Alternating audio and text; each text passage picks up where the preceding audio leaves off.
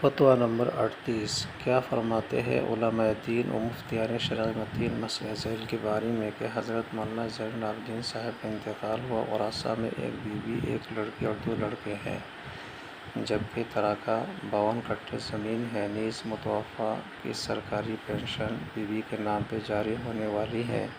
مذکورہ ترکہ ذکر کردہ ورثاء کے درمیان کس طرح تقسیم ہوگا؟ الجواب بعون اللہ تعالی۔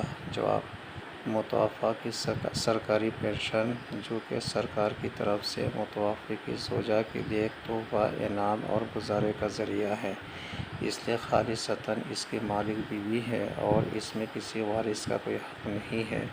اس کے علاوہ 52 کٹھے زمین میں سے بیوی کو 6 کٹھے 10 لوثا، لڑکی کو 9 کٹھے 2 لوثا اور ایک لڑکے کو 18 کٹھے 4 لوثا 18 کٹھے 4 لوثا کر کے دیے جائیں گے۔ واللہ اعلم۔